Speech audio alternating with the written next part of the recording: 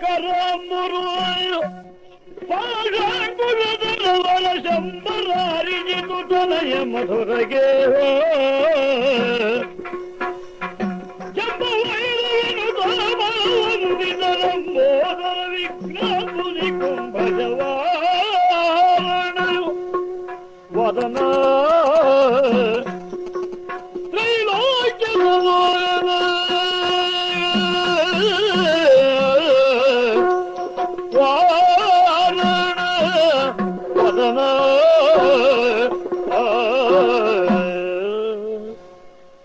ಓಲಗದಳಿರುವನಗಂಟರಂಗಿಗೆ ಮಣಿದು ನೀಲನಾಯಕ ಅಂಜು ತಂಜು ತಳುಕುತ ಬೆದರಿಯಾಲಿಗಳು ನೀರೊತ್ತಿ ಗದ್ಗದ ಸ್ವರದಿಂದ ಪೇಳಿದವು ಧನುಜೇಂದ್ರಯೇ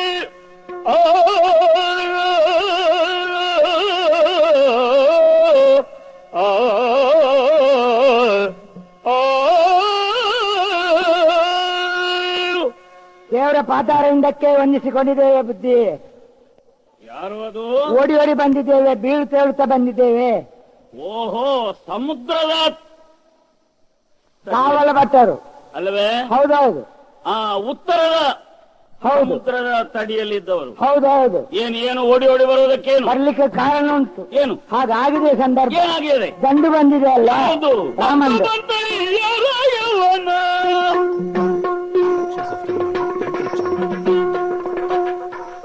ದಂಡು ಬಂತ ಯವನ ಗಂಡವು ದರದ ಸುಜೀವನ ತಂಡ ತಂಡದಲ್ಲಿ 77 ಕೋಟೆಯ ಕೈಯ ತುಂಡು ಮರಗಳ ಗುಂಡು ಗಿರಿಗಳ ಹಿಂಡು ಹಿಂದಿನ ಗಮೆಗಳ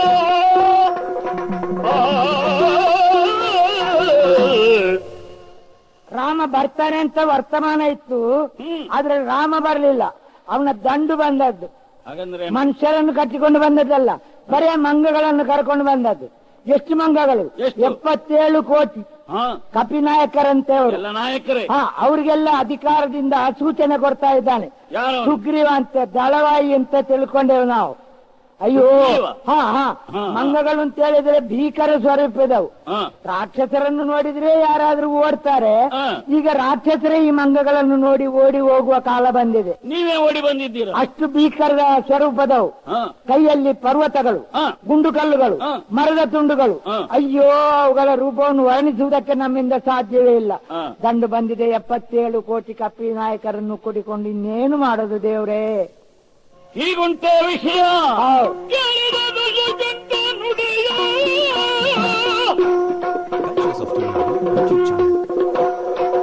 ಕೇಳಿದ ದಶಕಂಠ ನುಡಿಯ ರಾಮ ಪೂಜ ಸಮುದ್ರದ ತಡಿಯ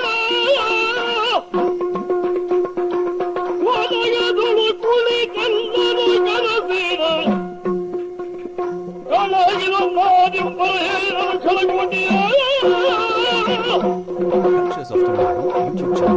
ಒಬ್ಬನ ಕಂಠದಿಂದ ಬಂದಂತಹ ನುಡಿಯನ್ನೆಲ್ಲ ನಾನು ಕೇಳಿದುದು 10, 100, 1000 ಕೊರಳುಗಳಿಂದ ಒಂದೇ ಉದ್ಗಾರ ಬರುತ್ತಾ ಇದೆ.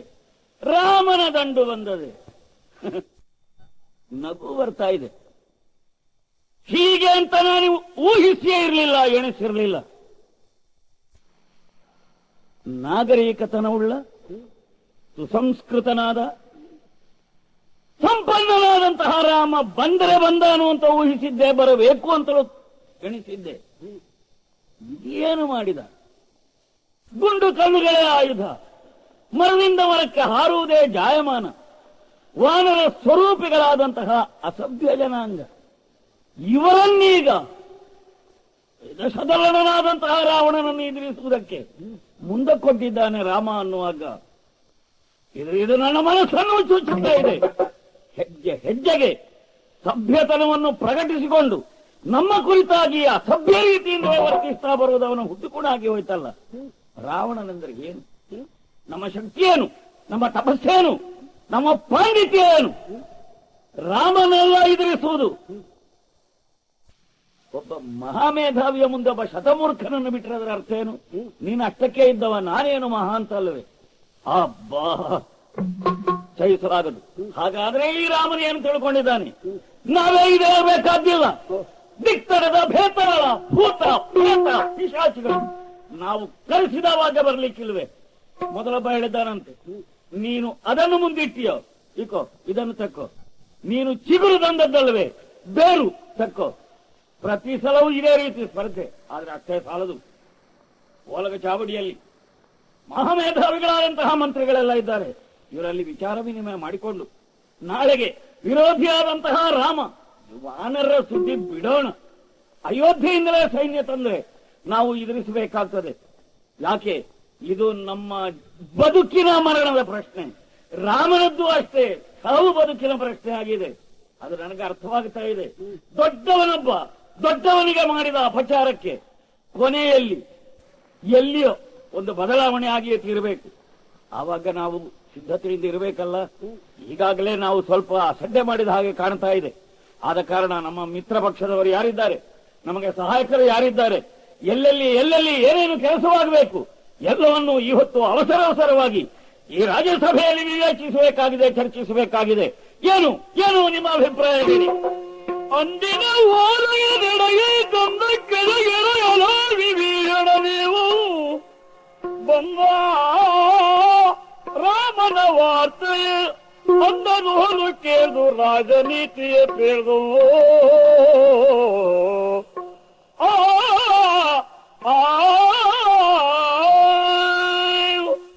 ಒಂದೇ ಒಂದು ತಲೆಮಾರಿನಲ್ಲಿ ವೈಭವದ ತುತ್ತ ತುರಿಗೇರಿದ ಲಂಕೆಗೆ ಈ ಪತನವೇ? ಅದು ಒಬ್ಬಳು ಸ್ತ್ರೀಯಿಂದ. ವಿದ್ವಾಂಸ, ಮೇಧಾವಿ, ಸಾಧಕ, ಎಲ್ಲೆಲ್ಲೋ ಅಡಗಿದ್ದಂತಹ ರಾಕ್ಷಸರನ್ನು ಒಂದುಗೂಡಿಸಿದಂತಹ ಮಹಾನಾಯಕನಾದ ನಮ್ಮಣ್ಣ ರಾವಣೇಶ್ವರ ಇವತ್ತು ಸೀತಾವ್ಯಾಜದಿಂದ ಈ ಲಂಕೆಯನ್ನೇ ಸೀತಾ ಕಾಮದ ರಾಮದ್ವೇಷದ ಕುಂಡದಲ್ಲಿ ಸುಡುವುದಕ್ಕೆ ಹೊರಟಿದ್ದಾನಲ್ಲ. ಈ ಪ್ರವೃತ್ತಿಯನ್ನು ತಡೆಯುವವರು ಯಾರೂ ಇಲ್ಲವೇ ಲಂಕೆಯಲ್ಲಿ?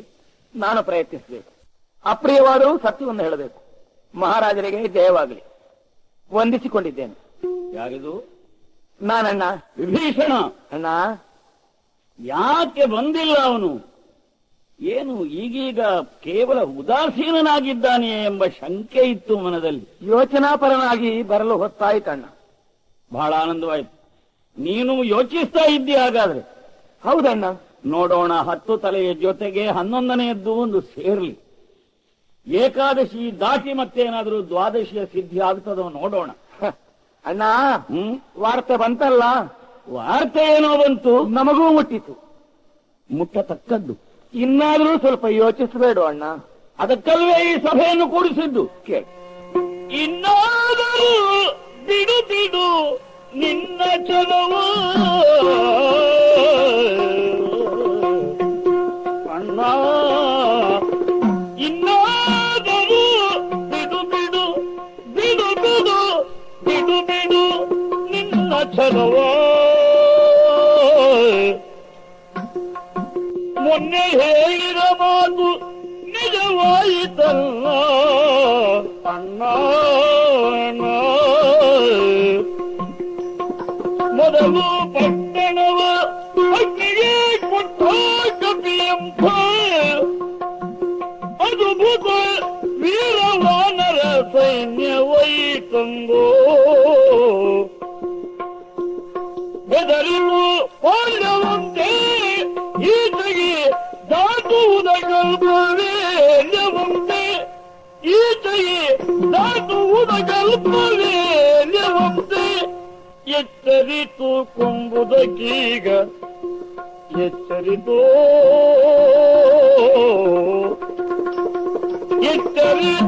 ಕೊಂಬುದಕ್ಕೀಗ ಸಮಯ ಬಂದಿದೆ ಮುನ್ನಿನಂತೆ. ಇನ್ನಾದರೂ ಬಿಡು ನಿನ್ನ ಚಲವೋ ಅಣ್ಣ.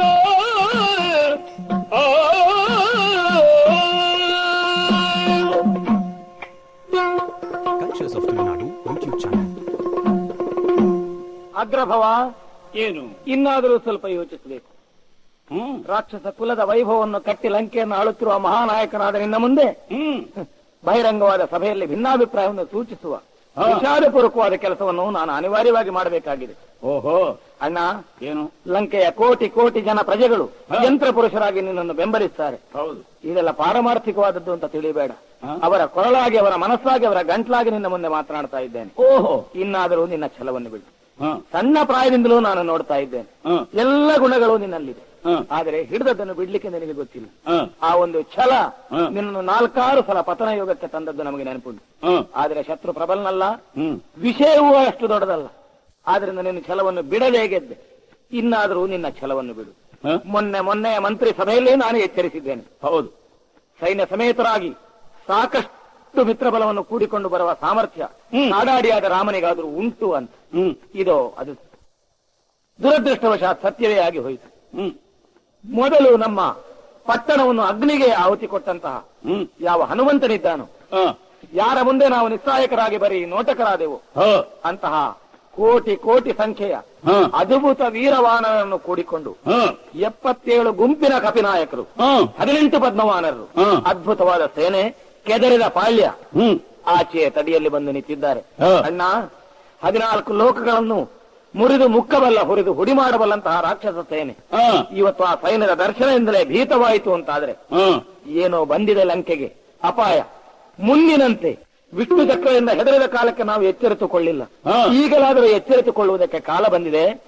ಈ ವಿಷಯವನ್ನು ಕ್ಷುಲ್ಲಕವಾಗಿ ಕಾಣಬೇಡ. ನಿನ್ನ ಬಲದ ಮೇಲೆ ಅತಿಗರ್ವಿತನಾಗಬೇಡ. ಎಚ್ಚರಿತುಕೋ ಅಣ್ಣ, ಎಚ್ಚರಿತು. ವಿಭೀಷಣ ಅಣ್ಣ,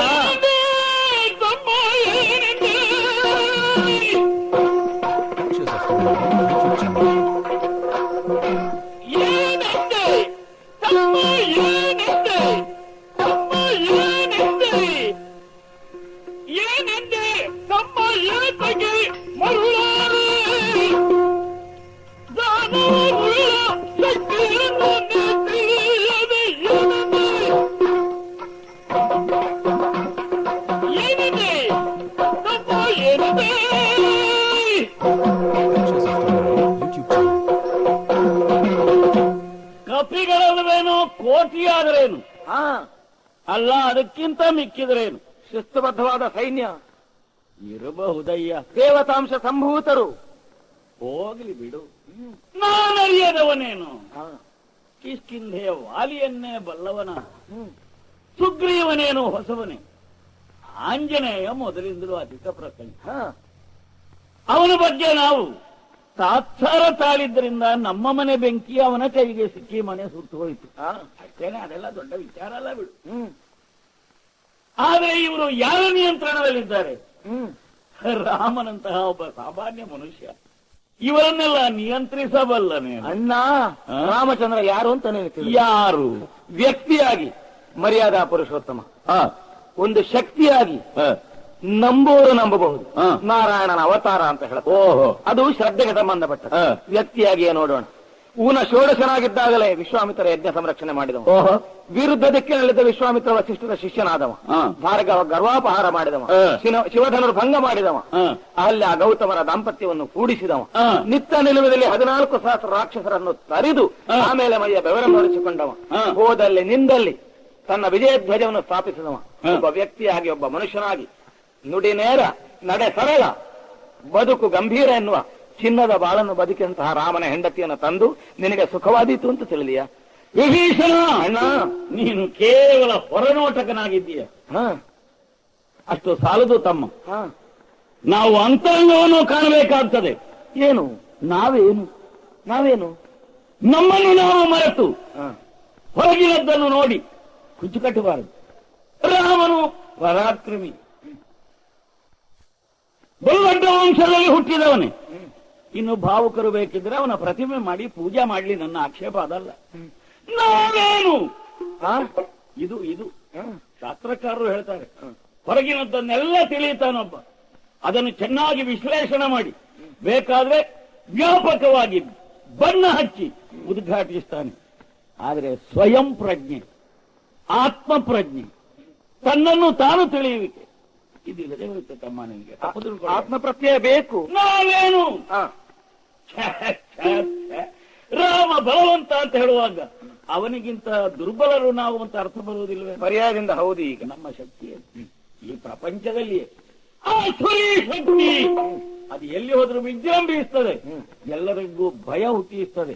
ಆದ್ರೆ ಅಷ್ಟೇ ಅಲ್ವಲ್ಲ ನಮ್ಮದು, ವಿರೋಧಿಗಳಿಗೆ ಭಯ ಹುಟ್ಟಿಸುವ ನಮ್ಮದ್ದಾದಂತಹ ಆಸುರಿ ಶಕ್ತಿ ಅಷ್ಟೇನು. ಪ್ರಕೃತಿ ದತ್ತವಾದಂತಹ ದುರ್ಗವೇ ನಮ್ಮ ರಕ್ಷೆಗೆ. ಜಲದುರ್ಗ, ಗಿರಿದುರ್ಗ, ಅದು ತಾರದೇ ಇದ್ದರೆ ಧನುಜರ ಸೈನ್ಯ. ಇಂಥದ್ದು ಯಾರಿಗೊಟ್ಟು ಅದು ಬಿಡು, ಮಂಗಗಳಿಗೆ ಅದು ಲಕ್ಷ್ಯ ಅಲ್ಲ ಅಂತ ನೀನು ಹೇಳ್ಬೋದು. ಆದರೆ ನಾನೇನು ಈರೇನು ಜಗದೊಡೆತನ ಯಾರಿಗಿತ್ತೋ ಮೊದಲು ತಮ್ಮ, ಇವತ್ತು ನನ್ನದ್ದಾದಂತಹ ಆ ಪ್ರಭು ಶಕ್ತಿ ಅದರ ಮುಂದೆ ಸ್ಪರ್ಧಿಸುವ ಶಕ್ತಿಯೇ ತಲೆ ಎತ್ತಿ ಬರ್ತದೇನು? ಇವತ್ತು ನಾನು ಆಜ್ಞೆ ಮಾಡಿದರೆ ಸಾಕು, 77 ಕೋಟಿ ಕಪಿಗಳ ಸುದ್ದಿ ಬಿಡು, 33 ಕೋಟಿ ದೇವತೆಗಳಲ್ಲಿಯೂ ಕೂಡ ನಮ್ಮ ನೆಂಟುತನವನ್ನು ಬೆಳೆಸಬಲ್ಲೆ. ಅವರು ಮನಪೂರ್ವಕ ನಮ್ಮ ನೆಂಟಸ್ತಿಗೆ ಒಪ್ಪ್ಯಾರು ಅಂತಲ್ಲ, ನನ್ನ ಆಜ್ಞಾಶಕ್ತಿ, ಪ್ರಭು ಶಕ್ತಿ, ಆಜ್ಞಾಶಕ್ತಿ, ಆಮೇಲೆ ನನ್ನ ಕ್ರಿಯಾಶಕ್ತಿ ಗೊತ್ತಲ್ಲ ಹೇಗೆ. ಸಾಕ್ಷಾತ್ ಸದಾಶಿವನನ್ನಾದರೂ ಇಚ್ಛಾಶಕ್ತಿಯಲ್ಲಿ ಸೆರೆ ಹಿಡಿದು ಈ ಲಂಕೆಯಲ್ಲಿ ನನಗೆ ಬೇಕಾದವಾಗ ಕುಣಿಸಬಲ್ಲೆ. ಹೀಗಿರುವಾಗ ಗಣಪತಿ ಜ್ಯೇಷ್ಠ ನನಗೆ ಹುಟ್ಟಿನಿಂದ ಈ ಹೊತ್ತು ಐಶ್ವರ್ಯದಲ್ಲಿ ಗಣಪತಿ ಜ್ಯೇಷ್ಠ ರಾವಣ ಅಲ್ವೇ? ಏನು ಕಡಿಮೆ ಆಗಿರೋ ನಮಗೆ ಈ ಅರ್ಥಶಾಸ್ತ್ರವನ್ನು ಮುಂದಿಟ್ಟು ನೋಡುವಾಗ, ಬಲಾಬಲಗಳನ್ನು ತುಲನೆ ಮಾಡುವಾಗ ಯಾರು ಜಯಿಸುತ್ತಾರೆ ಯಾರು ಸೋಲ್ತಾರೆ ಎಂಬುದು ಮುಖ್ಯ ಅಲ್ಲ. ಯಾರು ಹೊತ್ತು ಪ್ರಬಲ ಪಕ್ಷ ಇದ್ದವ ನೋಡ ಹೇಳು ಅಣ್ಣ, ಸರಿಯಾರು. ಆದ್ರಿಂದ ನನ್ನ ಮಗ ಎಂತ,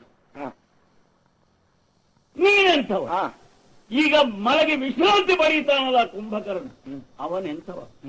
ನಮ್ಮ ಹುಟ್ಟಿಗೆ ಬೀಜ ಸ್ಥಾನ ಎಂತಹ ತಪಸ್ಸು, ನಮ್ಮ ಉತ್ಪತ್ತಿಗೆ ಕ್ಷೇತ್ರ ಸ್ಥಾನ ಎಂತಹ ತ್ಯಾಗ, ಕೈಕಸಾದೇವಿಯ ಗರ್ಭ, ವಿಶ್ರವ ಸುಬ್ರಹ್ಮಣ ಸಂತಾನ.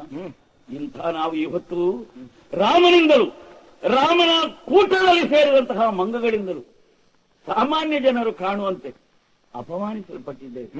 ಇದನ್ನು ಸಹಿಸಿಕೊಂಡು ನಾವು ಪ್ರತೀಕಾರ ಮಾಡದೆ ಇದ್ರೆ ಸಾಧ್ಯವಿಲ್ಲ. ಆದ ಕಾರಣ ಸೀತೆಯನ್ನು ರಾಮನಿಗೆ ಬಿಡುವ ಮಾತು ಬಿಡು, ನೀನು ಬಿಡು. ಸಾಕ್ಷಾತ್ ನಮ್ಮ ಅಪ್ಪ ಒಂದು, ವಿಶ್ರವ ಸುಬ್ರಹ್ಮ ಒಂದು, ಮಗನೇ ಸೀತೆಯನ್ನು ಬಿಡು ಅಂತಂದ್ರೆ ನಮ್ಮ ತಾತನಿಂದಲೂ ಆಗ್ಲಿಕ್ಕಿಲ್ಲ, ಅದು ಆಗದೇ ಇದ್ದ ಮಾತು. ಅಣ್ಣ, ಆತ್ಮಪ್ರತ್ಯವೂ ಬೇಕು, ಶತ್ರು ಪಕ್ಷದ ಬಗ್ಗೆ ತಿಳುವಳಿಕೆಯೂ ಬೇಕು. ಅರ್ಥದಿಂದಲೂ ಧರ್ಮದಿಂದಲೂ ಎರಡರಲ್ಲಿಯೂ ರಾಮ ನಮ್ಮಿಂದ ದೊಡ್ಡವನಿದ್ದಾನ ಅಣ್ಣ. ಹೇಗೋದು ಸ್ವಲ್ಪ ತಿಳ್ಕೊ. ಈ ನಿನ್ನ ಬಲ, ಧನುಜ ಸೈನ್ಯ, ನಿನ್ನ ಸಾಧನೆ ನಮ್ಮ ಬಲ ಅಂತ ಹೇಳ್ತೀಯಲ್ಲ, ಯಾಕೆ ಮರಳಾಗ್ತಿ ಇದಕ್ಕೆಲ್ಲ?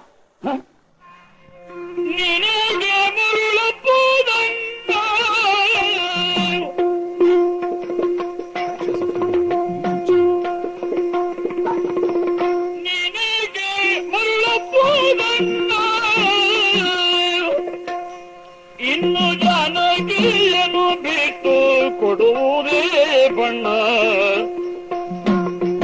ಇನ್ನು ಜಾನಕಿಯನ್ನು ಬಿಟ್ಟು ಕೊಡುವುದೇ ಬಣ್ಣ.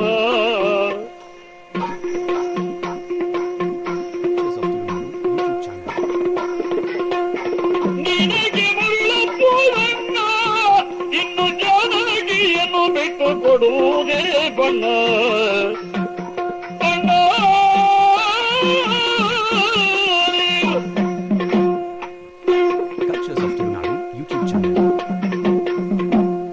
ಅಗ್ರಭವ, ಏನು ನಮ್ಮ ಬಗ್ಗೆ ನಾವು ತಾಳಿಕೊಂಡ ಆತ್ಮವಿಶ್ವಾಸ ಉಂಟಲ್ಲ, ಏನು ಇದು ನಿಜವಾದದ್ದಲ್ಲ, ಇದು ಭ್ರಾಂತಿ. ಓಹೋ, ಈ ಭ್ರಾಂತಿಗೊಳಗಾಗಿ ನಿನ್ನ ಸಾಧನೆಯನ್ನು ತಿಳುಕೊಂಡು ನಾವೇ ನಮ್ಮ ಬೆನ್ನನ್ನು ಚಪ್ಪರಿಸಿಕೊಂಡ ಹಾಗಾಗುತ್ತದೆ. ಉಳಿದವರ ಮುಂದೆ ಸಾಕಣ್ಣ, ರಾಮನ ಮುಂದೆ ಸಾಲದು. ಒಂದು ತಪ್ಪಾಗಿ ಹೋಗಿದೆ ನಮ್ಮಿಂದ, ಆ ತಪ್ಪಿನ ಮುಂದೆ ನೈತಿಕ ಶಕ್ತಿ ರಾಮನಿಗುಂಟು. ಸೀತಾಪಹಾರ ಲಂಕೆಗೆ ಕಳಂಕವಾದ ಮಹಾಪರಾಧ. ಶೂರ್ಪನಖಿಯ ಪ್ರಕರಣದಲ್ಲಿ ಏನೋ ನಮಗೆ ನೋವಾಯಿತು, ಅವಮಾನವಾಯಿತು ಅಂತ ನೀನು ತಿಳಿದಿ. ಹೌದಾಗಿದ್ರೆ ವೀರನಾಗಿ ನೀನು ಎದುರಿಸಬಹುದಾಗಿತ್ತು. ಅಲ್ಲೇ ನೀನು ವಂಚನೆಯ ದಾರಿಯನ್ನು ಹಿಡಿದೆ.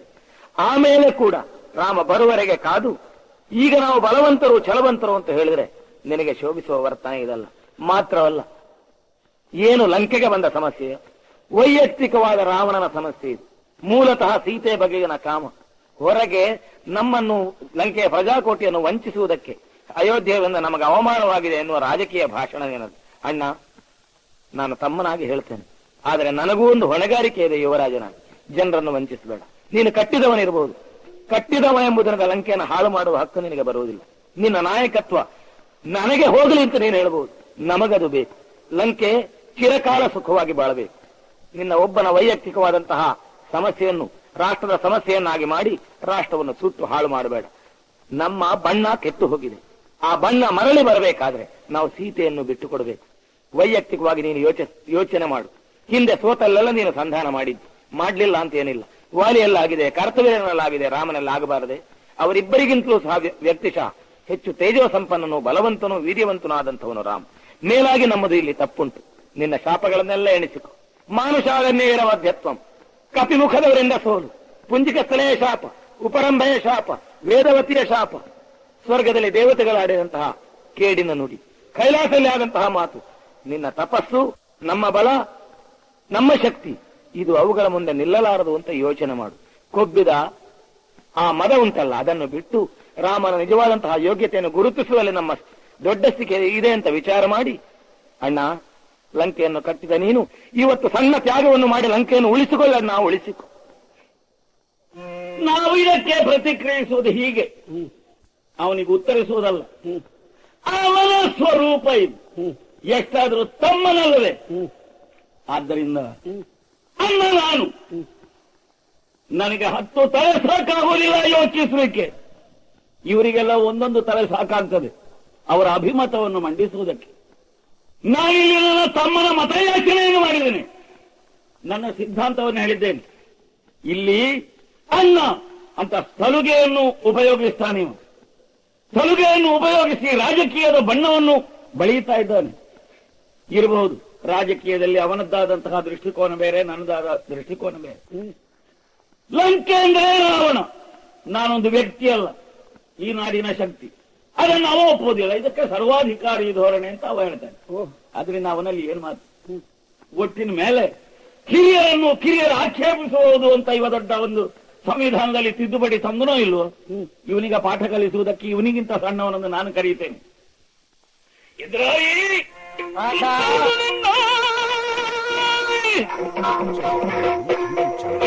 ನಿನ್ನ ಗಿರಿ ತಂದೆ ಯಾರಿನ ಮಾತು ಬಂದರೆ ಮನೆಗೆ ಬೇರೆಂದು ಬೆಸಗೊಂಡ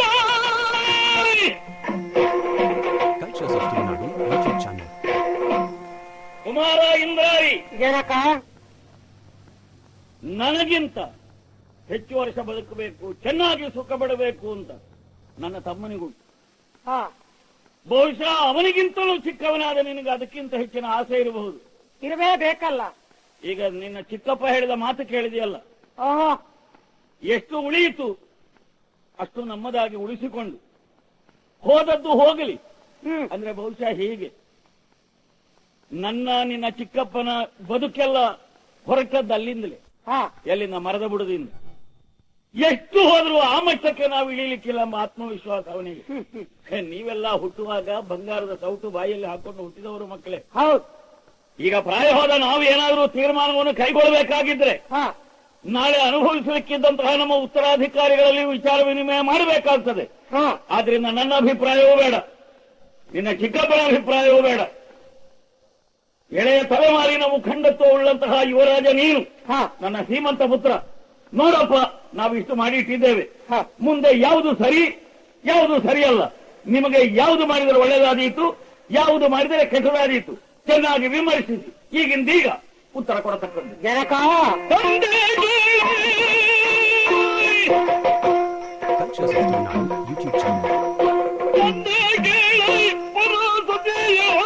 ವಂಚಿಸಿ ಮತ್ತು ಅನ್ಯಾಯವಾದವುಗೆ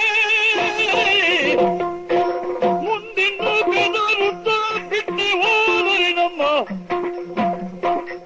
ನಂದಿಸುವನು ನೋಟವೊಳಗೆ.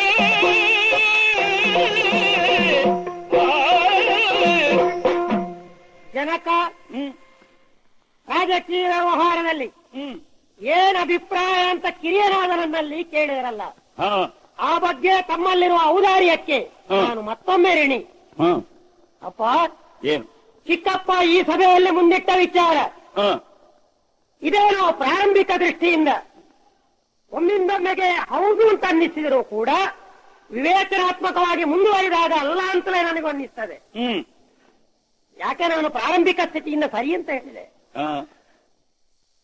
ತಾವೇನೋ ರಾಮನ ಮುಂದೆ ಮಾಡಬೇಕಾದ ಕಾಳಗದ ಪ್ರಾರಂಭಿಕ ಸ್ಥಿತಿಯಲ್ಲಿ ಒಂದು ಬಹಳ ದೊಡ್ಡ ಮಂತ್ರಾಲೋಚನೆಯನ್ನು ಮಾಡಿ ರಾಮನನ್ನಿಲ್ಲಿ ಸೆಳೆಯುವುದಕ್ಕಾಗಿ ಸೀತೆಯನ್ನು ತಂದದ್ದು ಹೌದು. ಆದರೆ ಲೋಕ ಏನನ್ನುತ್ತಾ ಇದೆ, ರಾವಣ ತಪ್ಪು ಮಾಡಿದ ಪರಸತಿಯನ್ನು ತಂದದ್ದು ಇದು ರಾಜೋಚಿತವಾದ ಕ್ರಮಕ್ಕೆ, ರಾವಣನ ಆ ದಶಕಂಠತನಕ್ಕೆ ಸರಿಯಲ್ಲ ಅಂತ ಹೇಳಬಹುದು. ಹೇಳ್ಯಾರು. ಆದ್ದರಿಂದ ತಂದಾಯ್ತು ಕುಮಾರ. ಅದರ ಗುಟ್ಟು ಹೇಳ್ತೇನೆ. ರಾಮನು ಕ್ಷತ್ರಿಯನಾಗಿ ಚಕ್ರವರ್ತಿಯ ಶ್ರೀಮಂತ ಪುತ್ರನಾಗಿ ಹುಟ್ಟಿ ರಾಜ್ಯಭ್ರಷ್ಟನಾದನು. ಆಗ ನಿಜವಾಗಿ ಕ್ಷತ್ರಿಯನಿಗೆ ಮೊದಲ ಸತಿ ಭೂಮಿ. ಆ ಸತಿ ಕೈಬಿಟ್ರು. ಆಮೇಲೆ ರಾಮನಿಗೆ ಕಾಡಿನಲ್ಲಾದ್ರೂ ಮರ್ಯಾದೆ ಉಳಿದದ್ದು ಭೂಪುತ್ರಿ ಆದದ್ದರಿಂದ ಪರ್ಯಾಯದಿಂದ ಅವನನ್ನು ಜೀವಚ್ಛವ ಮಾಡುವುದಕ್ಕೆ ಬೇಕಾಗಿ ಅದನ್ನು ನಾನು ಸೆಳೆದಿದ್ದೇನೆ. ಅಪ್ಪ ನಾಳೆ ಆಕ್ಷೇಪಿಸಿದ್ರೆ ಆಗ ಉತ್ತರಿಸ. ನಾವು ಉತ್ತರಿಸುವವರೇ, ಆದ್ರೆ ಕಾಣುವವರು ಹೇಳ್ಬಹುದು ಕೈ ಹಿಡಿದ ಮಾಡೋದು ಅಂತ. ಹೋಗಲಿ ಬಿಡಿ. ಈಗ ಅದರಲ್ಲಿ ನನ್ನ ವಿಚಾರ ಹಾಗಲ್ಲ. ಜನ ಅನ್ನಲಿ ಅನ್ಯಾಯ ಅಂತ ಕಾಣಲಿ, ಆದ್ರೆ ಇಟ್ಟ ಹೆಜ್ಜೆ ಮುಂದಿಟ್ಟಾಗಿದೆಯಲ್ಲ, ಮುಂದೆ ಹೆಜ್ಜೆ ಇಟ್ಟ ಮೇಲೆ ಹಿಂದೆ ಬರುವ ಸ್ವಭಾವ ನಮ್ಮದಲ್ಲವೇ ಅಲ್ಲ. ಯಾವ ಒಂದು ರಾಜಕೀಯವಾದ ತಂತ್ರದಿಂದ ತಾವು ಹೆಜ್ಜೆ ಮುಂದಿಟ್ಟಿದ್ದೀರೋ ಅದನ್ನೇ ಸಬಲಗೊಳಿಸುವುದು ನಮ್ಮ ತಂತ್ರ ಅಲ್ವಾ. ಆದ್ದರಿಂದ ಇನ್ನು ಬೆದರಿ ಬಿಟ್ಟರಾದರೆ ಜಗತ್ತೇನು ಹೇಳ್ತದೆ? ಬೆದರಿ ಬಿಟ್ಟ ರಾವಣೇಶ್ವರ, ರಾವಣನೇನು ಚತುರ್ದಶ ಭುವನ ಬಲ್ಲಣ ಅಲ್ಲ ಅಂತ ಅನ್ನುತ್ತದೆ. ಅಂತಹ ಒಂದು ಹೆಮ್ಮೇಡಿಗಳಾಗುವುದಕ್ಕೆ ನಾವೆಂದೂ ಸಿದ್ಧರಾಗಿಲ್ಲ. ತಂದ ಕ್ರಮದ ಬಗ್ಗೆ ನಮ್ಮ ಶತ್ರುಗಳಿಗೆ ವಿಮರ್ಶಿಸುವುದಕ್ಕೆ ಎಡೆ ಇದೆ. ಈಗ ಬಿಟ್ಟು ಕೊಡುವುದು ಔದಾರ್ಯದಿಂದ ಅಲ್ಲ, ಹೆದರಿ ಅಂತಾದ್ರೆ ಮತ್ತೆ ಅವರು ಟೀಕಿಸುವುದೇ ಬೇಡ. ಅವರು ಟೀಕಿಸ್ತಾರೆ, ಎಲ್ಲರೂ ಟೀಕಿಸ್ತಾರೆ. ಆ ಟೀಕೆಗೆ ನಾವು ಒಳಗಾಗಬಾರದು. ಲೋಕವೇ ನಮ್ಮನ್ನು ನಿಂದಿಸ್ತದೆ. ಹೌದು, ನನ್ನ ಮಾತಿಲ್ಲ. ಇದು ಅವನಿಗೂ ಕೇಳಿದ್ರಿಂದ ಚಿಕ್ಕಪ್ಪ ಕೇಳಬೇಕಾದ ವಿಚಾರ ಇದು. ಏನೋ ಕಾಡಿಂದ ಕಾಡಿಗೆ ಹಾರಾಡುವ ಮಂಗಗಳು, ಎಲ್ಲೆಲ್ಲ ನಾಡನ್ನು ಹಾಳು ಮಾಡುವಂತಹ ಮಂಗಗಳು, ಕಪಿ ಕೋಟೆಗಳು ಏನು ಮಾಡಬಲ್ಲವು ಎಂಬ ತಿಳಿದ ವಿಚಾರ ನಮಗೆ. ಅಂತಹ ಕಪಿಗಳೆಲ್ಲ ಬಂದು ನಮ್ಮ ಈ ಲಂಕೆಯನ್ನು ಸರ್ವನಾಶ ಮಾಡ್ತಾವೆ ಅಂತ ಬೆದರಿಕೆ ಹುಟ್ಟಿದೆಯಲ್ಲ ನಿಮಗೆ. ಅಂತ ಹೆದರಿಕೆ ಇದ್ರೆ ನಿಮಗಿರಲಿ, ನಾನು ನೋಡಿಕೊಳ್ತೇನೆ. ಸಾಕು ಗೊತ್ತಿಲ್ಲ.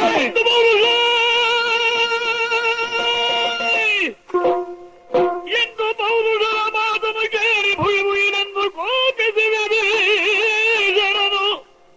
ಹಿಂದೊಂದು ಕಪಿ ನಡೆ ತಂದಾಗ ಓಡಿಸಿದಂದು ಕಂದ ನೀನಲ್ಲದಿನ್ನಾರು.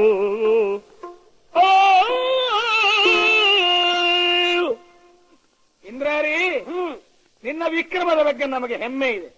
ನಿನ್ನ ಅವಿವೇಕದ ಬಗ್ಗೆ ಅನುಕಂಪವಿದೆ. ಯಾಕೋ ಅವ ಮಾತಾಡಿದ ಗಾಂಭೀರ್ಯವನ್ನು ನೀನು ಉಳಿಸಿಕೊಳ್ಳಿಲ್ಲ. ಏನೋ ಮುಖ ಕೊಡದಾಗೆ ಮಾತಾಡ್ತೀವಿ. ಕಪಿಗಳು ಬಂದರೆ ಬರ್ಲಿ.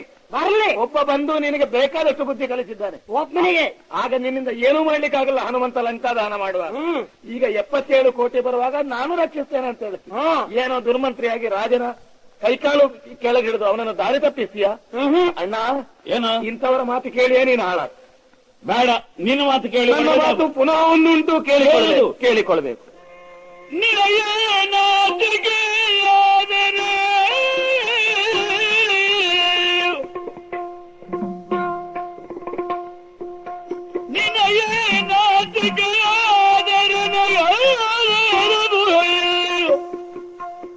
ವನದೊಳಿದ್ದವಳ ಕೊಂಡೊಯ್ದು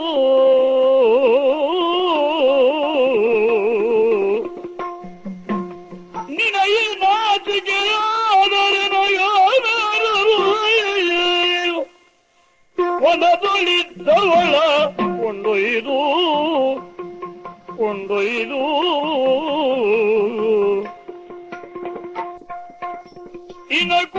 ಇನಕುಲಾಧಿಪಗಿತ್ತು ಈಗ ನಮ್ಮಳು. ಇನಕುಲಾಧಿಪಗಿತ್ತು ಈಗ ನಮ್ಮಳು.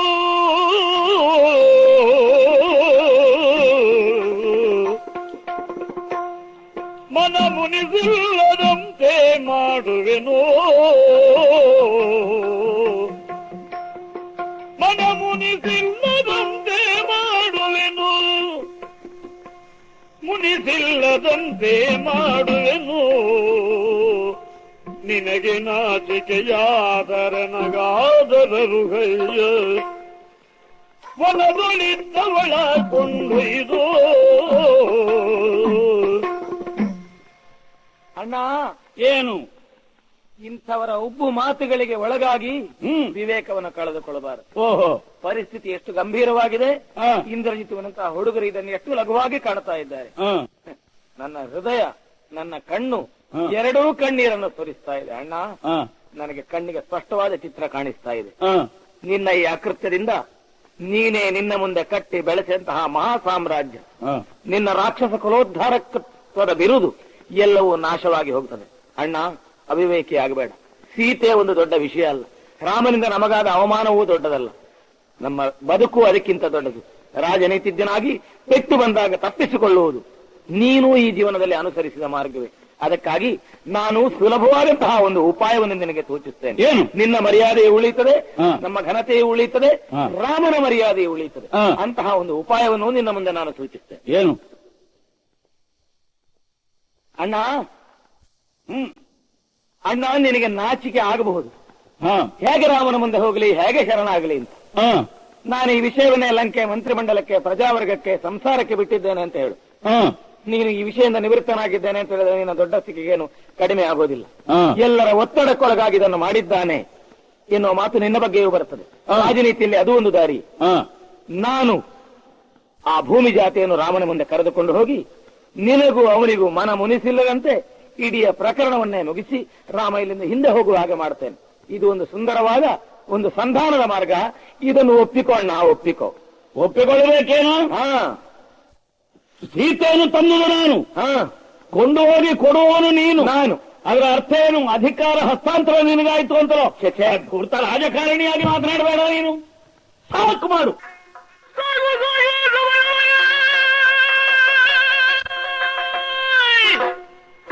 ಸಾಕು ಸಾಗಿ ಸಮಯೋಗಿ ಕುಳಿತಿ ಕುಟಿಲ ತರವೆಂಬ ಕಪಿಗ್ರಹ ಸೋಗಿರಿ ಚಾಂಡಾಲ ಹೇಳಿಯ ನೂಗಿ.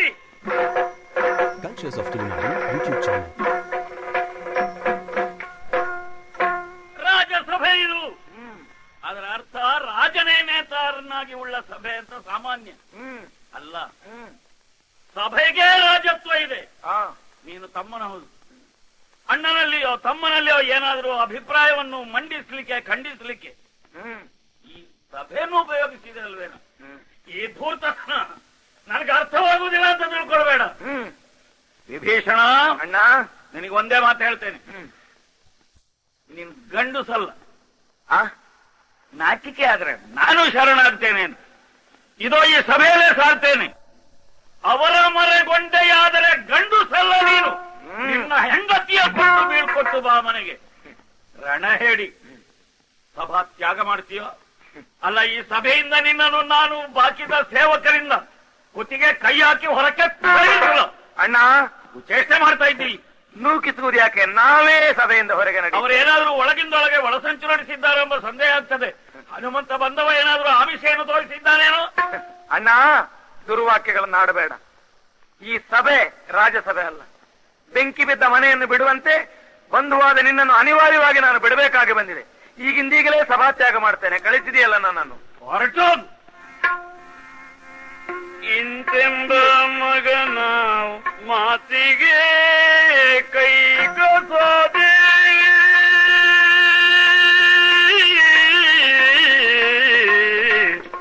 Cultures of Tamil Nadu YouTube channel. ಇಂತೆಂಬ ಮಗನ ಮಾತಿಗೆ ಕೈಗೊಸೋದೆ ಸಂತಾಪ ಒಡಲು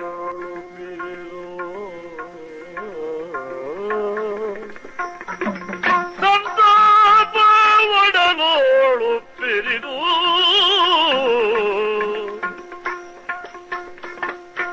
ಅಂತರಂಗದಿ ಬಂದು Dashakantha ನಿಧಿರಲಿ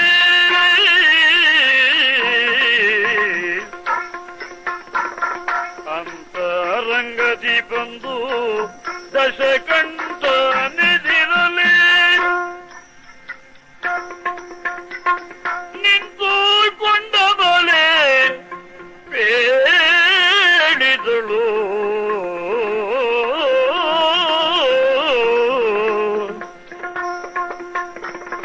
Dashakantha ನಿಧಿರಲಿ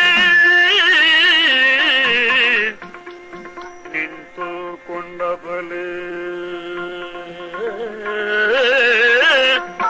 ಬೇಡಿದಳು. Cultures of Tulunadu YouTube channel. ಕುಮಾರನಾದಂತಹ ವಿಭೀಷಣನಿಗೆ ಅವಮಾನವೇ. ಆ ಸಹೋದರಿಯ ಪ್ರೇಮ ಯಾಕೆ ರಾವಣನಲ್ಲಿ ಉಳಿದಿಲ್ಲ? ನನ್ನ ಮಗನಿಗೆ ಯಾಕೆ ಬುದ್ಧಿ ಬಂತು? ಅವನ ಬುದ್ಧಿಯನ್ನು ತಿದ್ದಬೇಕಾದ ಮಾತೃಸ್ಥಾನದಲ್ಲಿದ್ದವಳಲ್ಲವೇ ನಾನು? ಎಲ್ಲಿದ್ದಾನೆ ನನ್ನ ಮಗ? Ravana,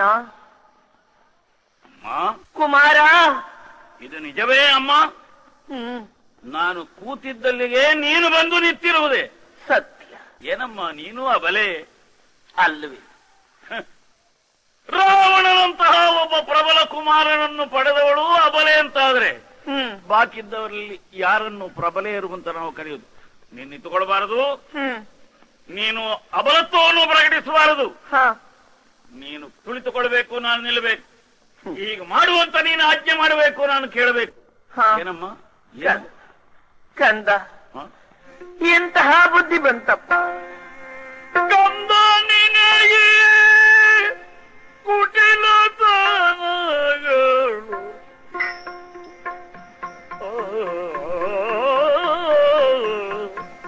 Cultures of Tulunadu YouTube channel. ಕಂದ ನಿನಗೆ ಕುಟಿಲತನಗಳು ಬಂದುದೇಕೆ? Cultures of Tulunadu YouTube channel. ನಿನಗೆ ಕುಟಿಲತನಗಳು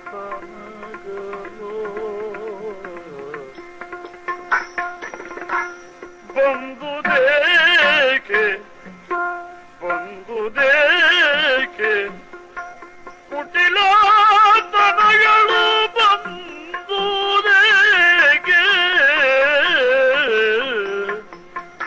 Cultures of Tulunadu YouTube channel.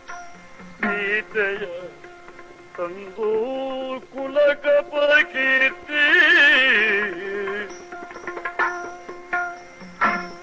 ಸೀತೆಯ ತಂದು ಕುಲಕಪ ಕೀರ್ತಿ ನಮ್ಮದು ಹೊಂದಿರುವುದಕ್ಕೆ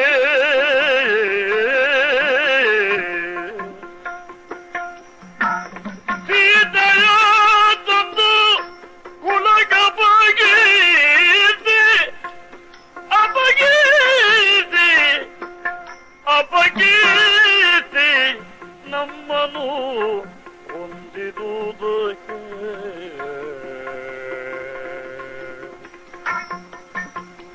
ಕಂದ ಕಂದ ಕಂದ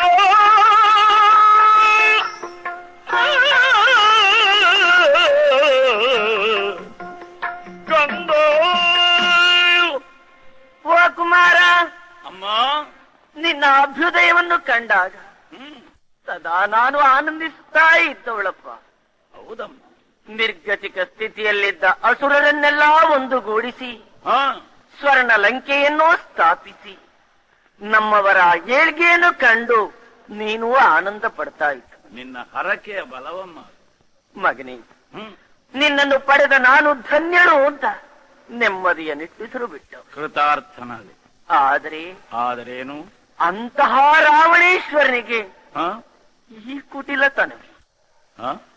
ನಮ್ಮ ವಂಶದ ಅಭ್ಯುದಯವನ್ನೇ ಲಕ್ಷಿಸಬೇಕಾದಂತ ನಿನಗೆ ಇಂತಹ ದುರ್ಬುದ್ಧಿ? ಓ ಕುಮಾರ, ಏನಮ್ಮ ಅದು? ಬೇಕು ಅಂತ ನೀನು ಬಯಸಿದ್ರೆ ನಿನಗೆ ಸಿಗದಿದ್ದುದು ಯಾವುದಪ್ಪ ಈ ಪ್ರಪಂಚದಲ್ಲಿ? ಅಂಥದ್ರಲ್ಲಿ ಸೀತೆಯನ್ನು ತರುವುದರ ಮೂಲಕವಾಗಿ ಅಪಖ್ಯಾತಿಯನ್ನು ಹೊಂದಿಬಿಟ್ಟಿಯಲ್ಲ. ಹೌದು, ಎಲ್ಲವರ ನಿಂದೆಗೆ ನೀನು ಗುರಿಯಾಗುವಂತ. ಅಷ್ಟೇ ಅಲ್ಲ ಕುಮಾರ, ಏನಮ್ಮ? ಸೀತೆಯನ್ನು ತಂದುದು ತಪ್ಪು. ಅವಳನ್ನು ಬಿಟ್ಟು ಕೊಡು ಅಂತ ನಿನ್ನಲ್ಲಿ ಹೇಳಿದವರು ಯಾರು? ವಿಭೀಷಣ. ಹೌದಲ್ಲ? ಆಹಾ, ಅವನ ಮಾತು ಕೇಳಿದೆಯಾ ನೀನು? ಬಿಟ್ಟು ಕೊಡು ಜಾನಕಿ,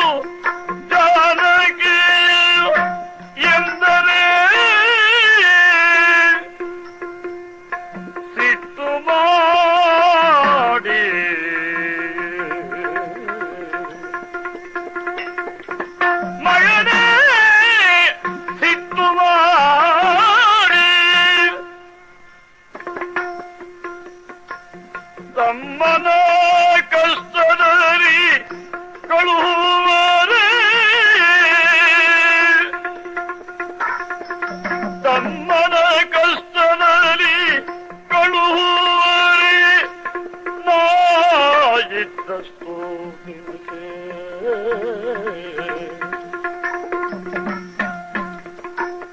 ತಮ್ಮನೇ ಕಷ್ಟದಲ್ಲಿ ಕೊಡುವರೆ ನಾ ಬಿಟ್ಟಷ್ಟು ದಿನಕ್ಕೆ ಕಂದ ಕಂದ ಕಂದ ಕಂದ ಕಂದ Cultures of Tamil Nadu YouTube channel. ಓ ಮಗನೇ, ಜನನಿ ವಿಭೀಷಣ ಏನು ಹೇಳಿದ? ಏನು ಹೇಳಿದ? ಗೊತ್ತು ನನಗೆ. ಸೀತೆಯನ್ನು ತಂದುದು ತಪ್ಪು, ಬಿಟ್ಟು ಕೊಡೋಣ ಅಂತ. ಇನ್ನಾದರೂ ಬಿಡು ಬಿಡು ಅಂದ. ನೀನು ಒಪ್ಪಲಿಲ್ಲ. ನನಗೆ ಆ ಶೈಲಿ ಈಗೀಗ ಸಹಿಸೋದಿಲ್ಲ. ಓಹೋ, ನೀನು ಹೇಳಮ್ಮ. ನನ್ನ ಬಳಿಕ ಹುಟ್ಟಿದವರೆಲ್ಲ ಹಾಗೆ ಮಾಡು, ಈಗ ಬಿಡು, ಅದು ರಾಜ್ಯಸಭೆಯಲ್ಲಿ. ಆದ್ದರಿಂದಲೇ ತಮ್ಮನ ಬಗ್ಗೆ ನಿನಗೆ ಸಿಟ್ಟು ಬಂದುದು? ಸಿಟ್ಟೆ ಬಂದದ್ದು, ದ್ವೇಷ ಅಲ್ಲ. ಗೊತ್ತಾಯ್ತು. ಇವನು ಹೀಗೆ ಮಾತನಾಡ್ತಾನಲ್ಲ ಸಭೆಯಲ್ಲಿ ಎಂದು. ಆದ್ರೂ ಈ ಸ್ಥಿತಿಯಲ್ಲಿ ಅವನನ್ನು ಹೊರಗಟ್ಟುವುದೇನಪ್ಪ? ಎಲ್ಲಿಗೆ ಹೊರಗಟ್ಟಿದ್ದಾನ? ಸಭೆಯಿಂದ ಹೊರಗೋಗು ಅಂದಿದ್ದೇನೆ. ಅವ ನಮ್ಮ ಈ ಅಸುರರ ಪಕ್ಷವನ್ನೇ ಬಿಟ್ಟು ಹೋಗುವುದಕ್ಕೆ ಸಿದ್ಧನಾಗಿದ್ದಾನೆ, ಗೊತ್ತೋ ನೀನು? ಎಲ್ಲಿಯವರೆಗೆ ಅವ ಈ ರೀತಿ ಸಿಂಹಾಸನಕ್ಕೆ ವಿರೋಧವಾಗಿ ಸಭೆಯಲ್ಲಿ ಮಾತನಾಡ್ತಾನೋ ಅಲ್ಲಿಯವರೆಗೆ ಅವನ ಸಭಾ ಪ್ರವೇಶವನ್ನು ತಡೆ ಹಿಡಿಯಲಾಗಿದೆ ಅಂದಿದ್ದೇನೆ.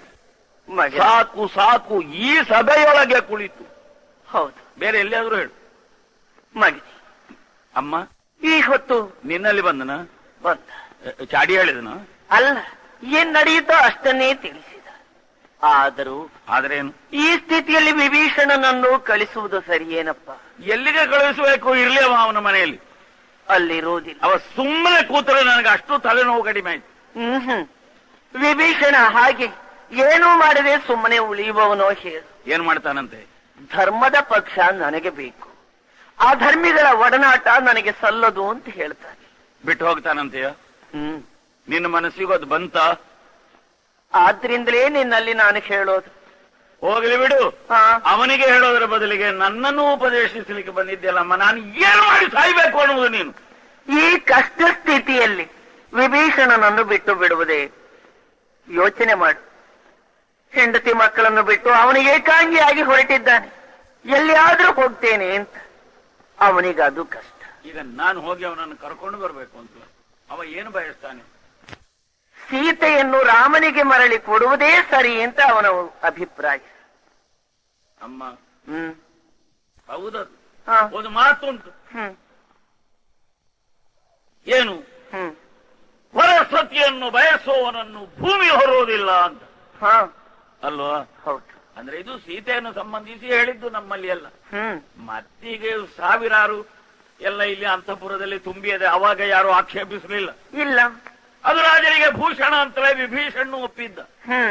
ಈಗ ಬಂದಿರೋದು ಹೇಗೆ ಅಂತಂದ್ರೆ, ಸೀತೆಯನ್ನು ಬಯಸಿದ್ದರಿಂದ ಈ ಭೂಮಿ ಇನ್ನು ಹೊರೋದಿಲ್ಲ ಅಂತ. ಅಮ್ಮ, ನೀನು ಒಂದು ಮಗಳ ತಾಯಿಯಾಗಿ ಈ ಶಬ್ದಕ್ಕೆ ಅರ್ಥ ಮಾಡಬೇಕು. ಏನಪ್ಪ? ಯಾಕೆ ಭೂಮಿ ಸಹಿಸುವುದಿಲ್ಲ?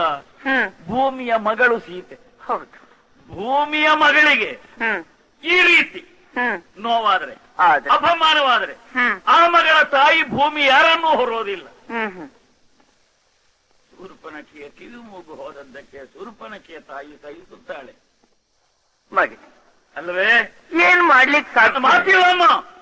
ಇಷ್ಟೇ ಪಣೆ ಮಾಡುವುದಕ್ಕೆ ನೀನು ಬಂದದ್ದಾದ್ರೆ ನೀನೇ ಇಲ್ಲಿ ಕುಳಿತುಕೋ, ನನಗೆ ಬೇರೆ ಕೆಲಸ ಇದೆ.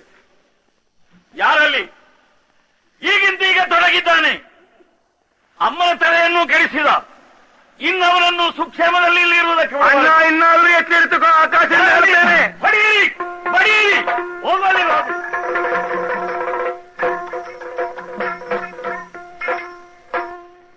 ಭಾಗವತ ಜನ ಪರುಷ ಬಲು ಭಟರನ್ನು ಕರೆದು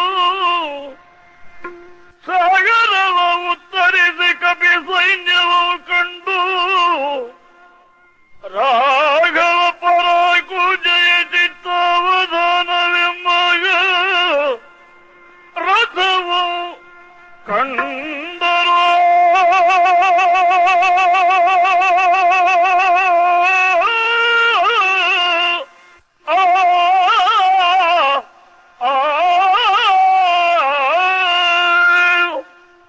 ನಮ್ಮಣ್ಣನನ್ನು ಎಚ್ಚರಿಸುವ ಪ್ರಯತ್ನವನ್ನು ಮತ್ತೊಮ್ಮೆ ನಾನು ಮಾಡಿದೆ. ಫಲಕಾರಿಯಾಗಲಿಲ್ಲ. ಮಾತ್ರ ಅಲ್ಲ, ಆಕಾಶದಲ್ಲಿ ನನ್ನನ್ನು ನಿಗ್ರಹಿಸುವುದಕ್ಕೆ ಬಂದರು. ಬಲುಭಟರ ನುಗ್ಗುತ್ತಿದ್ದೇನೆ. ಈಗ ನಾನು ನಿರ್ಣಯಿಸಬೇಕು. ನಿಷ್ಠೆಯೇ, ಧರ್ಮ ಪಕ್ಷಪಾತವೇ? ಕೆಲವರು ಹೇಳುವುದುಂಟು ಲೋಕದಲ್ಲಿ, ಎಂಥ ಪರಿಸ್ಥಿತಿಯೇ ಬರಲಿ, ಅಧರ್ಮವೇ ಇರಲಿ, ಅಣ್ಣನನ್ನು ತಂದೆಯನ್ನು ಬಿಡಬಾರದು ಅಂತ. ಅಲ್ಲ, ತಟಸ್ಥನಾಗಿ ಎತ್ತಿ ಬಿಡಬಹುದು ಅಂತ. ಅದಕ್ಕೆ ಅರ್ಥ ಇಲ್ಲ. ಒಂದು ರೀತಿಯ ಪಲಾಯನವಾದ ಅದು. ಈಗ ನಿರ್ಧಾರಾತ್ಮಕವಾದಂತಹ ಒಂದು ನಿಲುಮೆಯನ್ನು ನಾನು ತಾಳಬೇಕು. ಧರ್ಮವಂತರಾದಂತಹ, ಸತ್ಯಾತ್ಮಕರಾದಂತಹ ರಾಮನ ಪಕ್ಷವನ್ನೇ ಸೇರಿ ಮುಂದಿನ ಯೋಚನೆಯನ್ನು ರೂಪಿಸಿಕೊಳ್ಳಬೇಕಾಗಿದೆ. ಅದಕ್ಕಾಗಿ ನನ್ನ ರಥವನ್ನು ಏರಿಕೊಂಡು ನನ್ನ ಆಪ್ತರಾದ 4 ಮಂತ್ರಿಗಳೊಂದಿಗೆ ನೇರವಾಗಿ ಸಾಗರದ ಆಚೆ ತಡಿಯಲ್ಲಿ ಹೋಗಿ ಇಳಿದು ಬಿಡುತ್ತೇನೆ. Rama Rama Rama Rama. ಅರಿವನು ಗಗನದಲ್ಲಿ ರಥದಿಂದ, Cultures of Tamil Nadu YouTube channel. ಅರಿವನು ಗಗನದಲ್ಲಿ ರಥದಿಂದ ಕೈ ಮುಗಿವ ನಾರಾಯಣ ಎಂಬ ಶರಣ, ನಾರಾಯಣ ಎಂಬ ಶರಣ.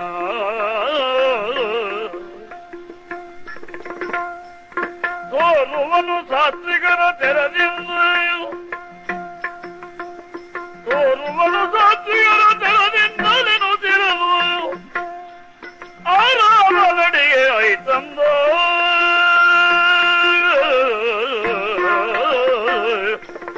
Cultures of Tamil Nadu YouTube channel. ಏನು ಆಶ್ಚರ್ಯವಿದೆ! ಸಾಗರದ ತಡಿಯಲ್ಲಿ, ಕಪಿಗಳ ಪಾಳಯದ ಮಧ್ಯದಲ್ಲಿ ನಮ್ಮ ಮುಂದಿನ ಹೆಜ್ಜೆಯನ್ನು ಯಾವ ರೀತಿಯಲ್ಲಿ ಇಡಬೇಕು ಎನ್ನುವ ಯೋಚನೆಯಲ್ಲೇ ನಾವು ತನ್ಮಯರಾಗಿರುವಾಗ ಗಗನದಲ್ಲಿ ಒಂದು ಧ್ವನಿ ಕೇಳಿಸ್ತಾ ಇದೆ. ರಾಮ ರಾಮ ಎಂಬ ಶರಣನ ಆರ್ತಧ್ವನಿ. ಸುಗ್ರೀವ ಹನುಮಂತಾದಿ ಕಪಿವೀರರೇ, ಸ್ವಾಮಿ ರಾಮಚಂದ್ರ, ಇದು ಯಾರಿರಬಹುದು ಎನ್ನುವುದನ್ನು ಊಹಿಸುವುದಕ್ಕೆ ನನಗೆ ಸಾಧ್ಯವಾಗದೇ ಹೋಯಿತು. ಕಾಮಗಾಮಿಯಾಗಿ ಆಕಾಶದಲ್ಲಿ ರಥದ ಮೂಲಕ ಚಲಿಸುವಂತಹ ಶಕ್ತಿ ಇರುವುದು ರಕ್ಕಸರಿಗೆ. ಆದರೆ ಬಂದವನನ್ನು ಕಂಡ್ರೆ ರಾಕ್ಷಸರನ್ನು ಹೋಲುವುದಿಲ್ಲ. ಪರಮ ಸಾತ್ವಿಕನಂತೆ ಅವನ ವ್ಯಕ್ತಿತ್ವ ನಮಗೆ ಕಾಣ್ತಾ ಇದೆ. ಹೌದು. ಹಾಗಿದ್ರೆ ಇವ ಯಾರಿರಬಹುದು? ಶ್ರೀರಾಮಭದ್ರ, ಸುಗ್ರೀವ, ಏನಪ್ಪಣೆ ಆಗಬೇಕು? ಇವ ಯಾರು ಎನ್ನುವುದನ್ನ ಹೇಳಬಲ್ಲೆಯಾ ನನಗೆ? ರಾಮಚಂದ್ರ, ನಾನೇ ಹೇಳಿಕೊಡುತ್ತೇನೆ. ಯಾರಯ್ಯ ನೀನು? Rama Rama Rama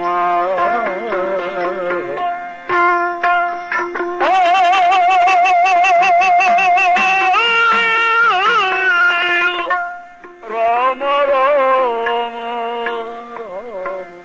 Rama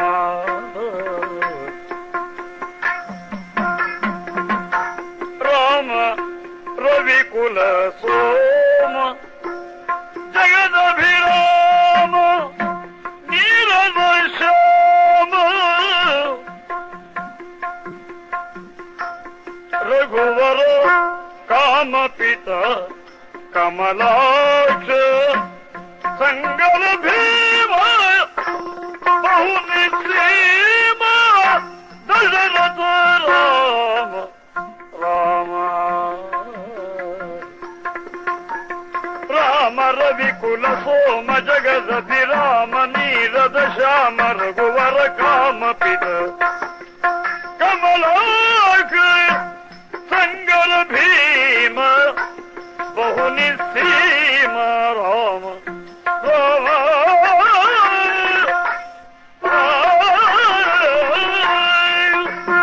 Cultures of Tamil Nadu YouTube channel. ಲೋಕೋತ್ತರ ವಿಕ್ರಮಿಯಾದಂತಹ ಮಾನವ ಶ್ರೇಷ್ಠ ರಾಮ, ಅಯ್ಯ ಶರಣಾಗತನೆ. ನಾನು ಲಂಕೇಶ್ವರನಾದ ರಾವಣೇಶ್ವರನ ತಮ್ಮ ವಿಭೀಷಣ್. ಓಹೋ, ಸೀತಾ ವ್ಯಾಧಿಯಿಂದ ನಿಮಗೆ ಬಂದಂತಹ ಕಲಹದಲ್ಲಿ ನಾವೀವರೆಗೆ ನಮ್ಮಣ್ಣ ಸುಧಾರಿಸಿಕೊಂಡಾನು ಅಂತ ಮೌನವಾಗಿದ್ದೆವು. ಭಿನ್ನಾಭಿಪ್ರಾಯ ತೀವ್ರವಾಯಿತು. ಇದು ಅಧರ್ಮ, ಅನ್ಯಾಯ ಅಂತ ನಾವು ಬೋಧಿಸಿದಾಗ ಫಲಕಾರಿಯಾಗಿದೆ. ನಾನು ಅವನ ಪಕ್ಷವನ್ನು ತ್ಯಜಿಸಬೇಕಾಯಿತು. ಓಹೋ, ತ್ಯಜಿಸಿ ಸುಮ್ಮನಿರುವುದು ಧರ್ಮಭೀರುವಿನೊಬ್ಬನ ಮಾರ್ಗವಲ್ಲ. ಧರ್ಮ ಪಕ್ಷವನ್ನು ಸೇರಿಕೊಳ್ಳಬೇಕೆನ್ನುವ ಉದ್ದೇಶದಿಂದಲೇ ನಿನ್ನಲ್ಲಿ ಶರಣಾಗಿ ಬಂದಿದ್ದೇನೆ. ನನ್ನನ್ನು ಸ್ವೀಕರಿಸಿ ಆಶ್ರಯ ಕೊಡಬೇಕು ಅಂತ ಕೇಳಿಕೊಳ್ತಾ ಇದ್ದೇನೆ. ಕಪಿವೀರರೇ, ಶ್ರೀರಾಮಚಂದ್ರ, ಇವನಾಡುವ ಮಾತನ್ನೆಲ್ಲ ಕೇಳ್ತಾ ಇದ್ದೀರಲ್ಲ. ಹಾ, ರಾವಣನಿಗೆ ಸಹೋದರನಂತೆ ವಿಭೀಷಣ. ಇವನ ಬುದ್ಧಿ ಮಾತುಗಳನ್ನು ಅವ ಕೇಳದೆ ಹೋದದ್ರಿಂದ ಅವನನ್ನು ತೊರೆದು ನಮ್ಮಲ್ಲಿ ಆಶ್ರಯವನ್ನು ಬೇಡುವುದಕ್ಕಾಗಿ ಬಂದಿದ್ದಾನೆ. ವಿರೋಧಿಯ ಸ್ಥಾನದಲ್ಲಿದ್ದವ ಆರ್ತ ಸ್ವರದಿಂದ ನನ್ನನ್ನು ಪರಿಗ್ರಹಿಸಬೇಕು ಅಂತ ಕೈ ಜೋಡಿಸಿ ಬೇಡಿಕೊಳ್ಳುತ್ತಾ ಇದ್ದಾನೆ. ಏನು ಮಾಡಬೇಕು ಈ ಸಂದರ್ಭದಲ್ಲಿ ನಾವು?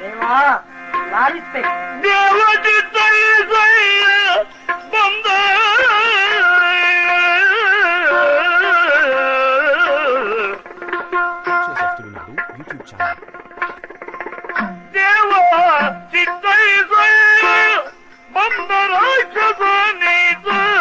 ರಾವಣ ಸಹಜಾತ ಜನರುಳು ಕೋಗಿಲಾತನು ಪ್ರಖ್ಯಾತ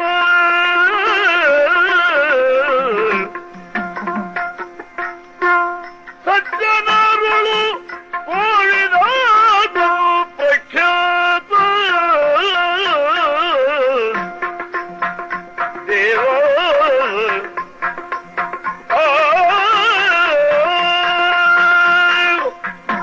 Pictures of Tulunadu YouTube channel.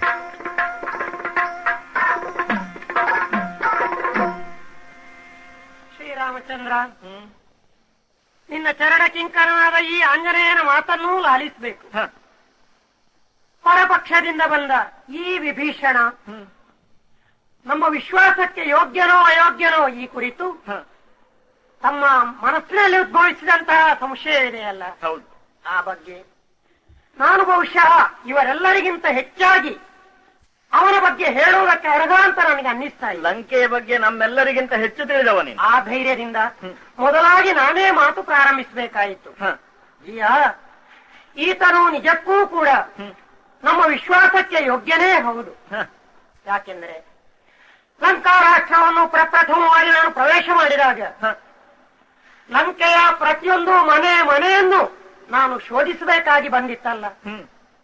Sita ಮಾತೆ ಎಲ್ಲಿ ಕಾಣ ಸಿಕ್ಕಬಹುದು, ಆ ಲಂಕೇಶ್ವರನು ಆಕೆಯನ್ನು ಎಲ್ಲಿ ಅಡಗಿಸಿಟ್ಟಿರಬಹುದು, ಈ ಕುರಿತು ನಾನು ಅನುವಾಗಿ ಪ್ರತಿಯೊಂದು ಕ್ಷೇತ್ರದಲ್ಲಿಯೂ ಪ್ರತಿಯೊಂದು ಉತ್ತಮೋತ್ತಮವಾದ ದಿವ್ಯ ಸೌಧಗಳಲ್ಲಿಯೂ ಆನೆ ಕುದುರೆಗಳ ಲಾಯದಲ್ಲಿಯೂ ಕೂಡ ಎಲ್ಲೆಲ್ಲೂ ಹುಡುಕುತ್ತಾ ಹೋದಾಗ ನಾನು ಎಲ್ಲರ ಇರವನ್ನೂ ತಿಳಿದವನಿದ್ದೇನೆ. ರಾಮನ ಬಗ್ಗೆ ಯಾರು ಯಾವ ಅಭಿಪ್ರಾಯವುಳ್ಳವರು ಲಂಕೆಯಲ್ಲಿದ್ದಾರೆ ಇದನ್ನೂ ನಾನು ತಿಳಿದವನಿದ್ದೇನೆ. ಆಗ ಆ ಲಂಕಾ ರಾಷ್ಟ್ರದ ಬಹಳ ಕೆಟ್ಟ ವೃಕ್ಷಗಳ ಮಧ್ಯದಲ್ಲಿ ಒಂದೇ ಒಂದು ಶ್ರೀಗಂಧದ ವೃಕ್ಷ ಅಂತ ಇದ್ರೆ ಅದು ಈತ. ಈತ ಇದೇ ವಿಭೀಷಣ, ರಾವಣನ ತಮ್ಮ. ಈತನ ಮನೆಯಲ್ಲಿ ಮಾತ್ರ ನಾನು ರಾಮ ರಾಮ ರಾಮ ಎಂಬ ದಿವ್ಯ ಧ್ವನಿಯನ್ನು ಕೇಳಿದವನು. ಇವನೋರ್ವನೇ ಶರಣಾಗ್ರಗಣ್ಯ. ಶರಣ ಜನ ಸುರದೇನು ಸಾಧುಗಳ ರಸ ಅಂತ ಹೇಳಬೇಕಾದ್ರೆ ಇವನನ್ನು ಹೇಳಬೇಕು ಅಂತ ನಾನು ತಿಳಿದವನು. ಆದ್ದರಿಂದಲೇ ಈತನನ್ನು ಕೇವಲ ಅಷ್ಟಕ್ಕೆ ನಾನು ರಾಮ ಭಕ್ತ ಅಂತ ತಿಳಿದದ್ದಲ್ಲ. ನನ್ನನ್ನು ಕಟ್ಟಿ ರಾವಣೇಶ್ವರನ ಸಭಾಸ್ಥಾನಕ್ಕೆ ತಂದು ನನ್ನ ಬಗ್ಗೆ ದುರಭಿಮಾನದಿಂದಿದ್ದ ರಕ್ಕಸರ ಮಧ್ಯದಲ್ಲಿ ಬಂದ ದಾಸನನ್ನು ಇಲ್ಲ ಬಂದ ದೂತನನ್ನು ಕೊಲ್ಲುವುದು ನ್ಯಾಯವಲ್ಲ ಅಂತ ಬೋಧನೆ ಮಾಡಿದವನು ಇವನೇ. ಇವನಿಗೆ ರಾಜೋಚಿತವಾದಂತಹ ಕ್ರಮ ಗೊತ್ತಿದೆ. ರಾಜರಿಗೆ ಯೋಗ್ಯವಾದ ಸಲಹೆ ಸೂಚನೆಯನ್ನು ಕೊಡುವ ಮಂತ್ರಿವರ್ಯರಿಗೆ ಬೇಕಾದ ಬುದ್ಧಿಗುಣವಿದೆ. ಅಂತ ಯೋಗ್ಯತೆ ಉಳ್ಳ ಈ ವಿಭೀಷಣ ಆ ಕಾಲದಲ್ಲಿ ನನ್ನ ಮೇಲೆ ಹಲ್ಲೆ ಮಾಡೋದನ್ನು ನಿಲ್ಲಿಸಿದವ ಶ್ರೀರಾಮಚಂದ್ರ. ಅಂತಹ ಈ ವಿಭೀಷಣ ಇವತ್ತು ರಾವಣನಲ್ಲಿ ಸಹಮತವಿಲ್ಲದೆ ಲಂಕಾ ರಾಷ್ಟ್ರವನ್ನು ಈ ರೀತಿಯ ಅನ್ಯಾಯಕ್ಕೊಳಪಡಿಸುವುದಕ್ಕೆ ಸಮ್ಮತವಿಲ್ಲದೆ ತಾನಂತೂ ಖಂಡಿತ ಶ್ರೀರಾಮ ದಾಸನಾಗಿಯೇ ಉಳಿಯುತ್ತೇನೆ ಅಂತ ಈ ಭಾಗಕ್ಕೆ ಬಂದದ್ದು ಇದು ಖಂಡಿತ ಸತ್ಯ. ಇದು 100ಕ್ಕೆ 100 ಸತ್ಯವಾಗಿರಲೇಬೇಕು. ಯಾಕೆಂದರೆ ರಾವಣನೆಂದೂ ಕೂಡ ಸೀತೆಯನ್ನು ಬಿಟ್ಟುಕೊಡುವುದಕ್ಕೆ ಸಿದ್ಧನಾಗಲಾರ. ಇದು ನನಗೆ ಗೊತ್ತಿದ್ದ ವಿಚಾರ, ನನ್ನಲ್ಲಿಯೂ ಆತ ಹೇಳಿದ ವಿಚಾರ. ಆದ್ದರಿಂದ ಇವನು ಅದು ಅವನೊಬ್ಬನಲ್ಲ, ತನ್ನನ್ನು ಬಳಸಿ ಬಂದಂತಹ ಅನಿಲ ಅನಲಹರ ಸಂಪಾತಿ ಎಂಬ 4 ಮಂದಿ ಮಂತ್ರಿಗಳನ್ನು ಕರ್ಕೊಂಡು ಬಂದಿದ್ದಾನೆ. ಇದು ನನಗೆ ಗೊತ್ತು. ಆ ಮಂತ್ರಿಗಳನ್ನು ಕೂಡಿಕೊಂಡು ಬಂದ ಆತ ನಿನ್ನ ದಾಸಾನುದಾಸನಾಗಿ ನಿನ್ನ ಶರಣಾಗಿ ಸೇರುವುದಕ್ಕೆ ಸಿದ್ಧನಾಗಿದ್ದಾನೆ. ಶ್ರೀರಾಮಭದ್ರ ಅನುಗ್ರಹಿಸು. ರಾಮಚಂದ್ರಮ ನಿಜ ಬಾರದಿದ ಅಂತರಂಗವ ಕೇಳಿ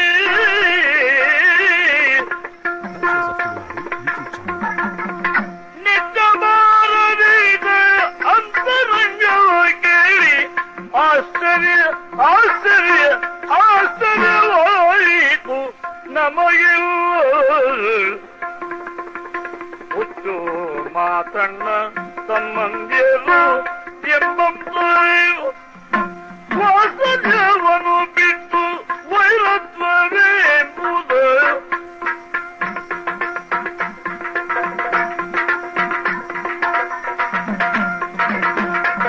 ಹುಟ್ಟು ಮಾತಣ್ಣ ತಮ್ಮಂದಿರು ಎಂಬಂತೆ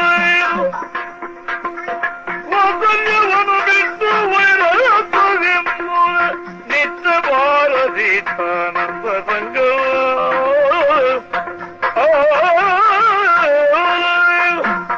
Cultures of Tulunadu YouTube channel. ದೇವರಾಮಚಂದ್ರ, ವಾನರೇಶ್ವರ, ಈ ಸಂದರ್ಭದಲ್ಲಿ ಕಪಿರಾಜನಾಗಿರುವ ನಾನು ಒಂದು ವಿಷಯ ಭಿನ್ನಯಿಸಿಕೊಳ್ಬೇಕು ಅಂತ ಇದ್ದೇನೆ. ಏನು ಹೇಳು? ಚೆನ್ನಾಗಿ ಆಲೋಚನೆ ಮಾಡಬೇಕಾದ ಸಂದರ್ಭ ಇದು. ಹೌದು. ಹಿಂದೆ ಮುಂದೆ ನೋಡ್ಬೇಕಾದ್ದು. ಹ. ಈಗ ಬಂದವ ಹ. ನಮ್ಮ ವಿರೋಧ ಪಕ್ಷದ ನಾಯಕನಾಗಿರುವ ರಾವಣನ ತಮ್ಮ. ಹ. ಅಣ್ಣ ತಮ್ಮ ಎಂದಾದರೂ ಜಗಳ ಮಾಡುವ ಕ್ರಮ ಇದೆ? ಇಲ್ಲ. ಹ. ಹಾಗಾದ್ರೆ ಏನೋ ಒಂದು ಕಪಟ ಅಲ್ಲಿ ನಡೆದಿರ್ಬೇಕು. ಹ. ಏನೋ ಒಂದು ಕಪಟ ನಾಟಕವನ್ನಾಡಿ ಇವ ಈ ಕಡೆಗೆ ಬಂದುದರಲ್ಲಿ ಏನೋ ಒಂದು ಗುಟ್ಟು ಇರಬೇಕು.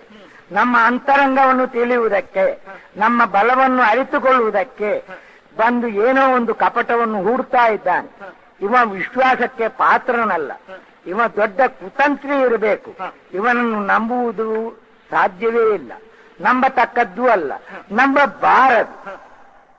ಸುಗ್ರೀವ, ಸ್ವಾಮಿ, ಕಪಿರಾಯ ಕೇಳು ಕೈ ಮುಗಿದು ಮರ ಹೊಕ್ಕವರ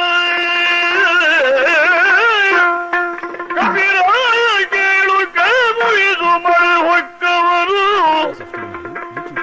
ಕಪಟದವರಾದರೂ ಕಾವುದೇ ತಿರುದು ಕಪಟದವರಾದರೂ ಕಾವುದೇ ತಿರುದು ನಾವು ಕಾವುದೇ ನಾವು ಕಾವುದೇ ತಿರುದು. Cultures of Tulunadu YouTube channel. Sugriva, ದೇವ, ಕಪಿರಾಜನಾಗಿ ಹಾ, ನೀನು ಕೊಟ್ಟ ಸಲಹೆ ಸ್ವಾಭಾವಿಕವಾದದ್ದೇ. ಸರಿ. ಆದರೆ ಹಾ, ನಮ್ಮ ಸ್ಥಾನಮಾನ ಏನು ಎನ್ನುವುದನ್ನು ನಾವು ಮರೆತು ಬಿಡಬಾರದಷ್ಟೇ. ಆಹಾ, ಶರಣಾಗತರಾದವರನ್ನ ಹಾ, ಅವರು ಯಾರೇ ಇರಲಿ ಹ್ಮ್, ರಕ್ಷಣೆ ಕೊಟ್ಟು ಸಲಹಬೇಕಾದ ಹೊಣೆ ಹೊತ್ತವರು ನಾವು. ಹಾ, ಕಪಟಿಗಳೇ ಆಗಿರಲಿ ಹಾ, ಆ ಕಡೆಗೆ ಲಕ್ಷ್ಯ ಕೊಡದೆ ಹಾ, ಅವರಿಗೆ ಅಭಯ ಹಸ್ತ ನೀಡಬೇಕಾದ್ದು ನಮ್ಮ ಧರ್ಮ. ಹಾ, ಹಾ, ಇಂದು ಈ ವಿಭೀಷಣನಲ್ಲ, ಹಾ, ಇವನ ಅಣ್ಣ ರಾವಣನೇ ಸ್ವತಃ ಬಂದು ಹಾ, ಕೈ ಜೋಡಿಸಿ ನನ್ನದು ತಪ್ಪಾಯ್ತು ಅಂತ ಕೇಳಿದ್ರೆ ಹಾ, ಅವನ ತಪ್ಪನ್ನೆಲ್ಲ ಕ್ಷಮಿಸಿ ಹಾ, ಅಭಯ ಹಸ್ತವನ್ನು ಅವನ ನೆತ್ತಿಯ ಮೇಲೆ ಇಡುವಷ್ಟು ಔದಾರ್ಯ ನಮ್ಮಲ್ಲಿರಬೇಕು. ಆಹಾ, ಆದ್ರಿಂದ ಹ್ಮ್, ನೀನು ಕೊಟ್ಟ ಸಲಹೆ ಸಮಯೋಚಿತವೇ ಆದರೂ ಹಾ, ಅದಕ್ಕಿಂತಲೂ ಹನುಮಂತ ಹೇಳಿದಂತ ಮಾತೇ ಇಂದು ಗ್ರಾಹ್ಯ ಅಂತ ನಾನು ತಿಳಿದಿದ್ದೇನೆ. ಹಾ, ಮೇಲಾಗಿ ಅವನ ಸ್ಪಷ್ಟವಾದ ಸಾತ್ವಿಕ ವ್ಯಕ್ತಿತ್ವದ ಚಿತ್ರಣವನ್ನೂ ಹನುಮಂತ ನಮಗೆ ಒದಗಿಸಿದ್ದಾನೆ. ಆಹಾ, ಇಡೀ ಲಂಕೆಯಲ್ಲಿ ಅವನೊಬ್ಬನೇ ವೈಷ್ಣವ ಆಹಾ, ಅಂತ ವಿಭೀಷಣನಿಂದ ಯಾವ ಕಾಲಕ್ಕೂ ನಮಗೆ ತೊಂದರೆ ಆಗ್ಲಿಕ್ಕಿಲ್ಲ. ಹ್ಮ್, ಅವನನ್ನು ಕರೆದು ಮನ್ನಿಸಿ ನಮ್ಮ ದೊಡ್ಡತನವನ್ನು ತೋರಿಸೋಣ. ಆಗ್ಲಿ ದೇವ, ಇದು ನಿನ್ನ ದೊಡ್ಡ ಗುಣ. ವಿಭೀಷಣ ಶಿರವಧಿಗರಿಸಿ ಲಂಕಾಪುರದ ಅರಸ ರಾವಣನಿಂದ ಮೇಲಿದ್ದನೆಂದು ಸರ್ವರ ಮುಂದೆ ಪಟ್ಟಾಭಿಷೇಕವು ಮಾಡಿಸಿದ ವರ ವಿಭೀಷಣ ದೇವಯೇ.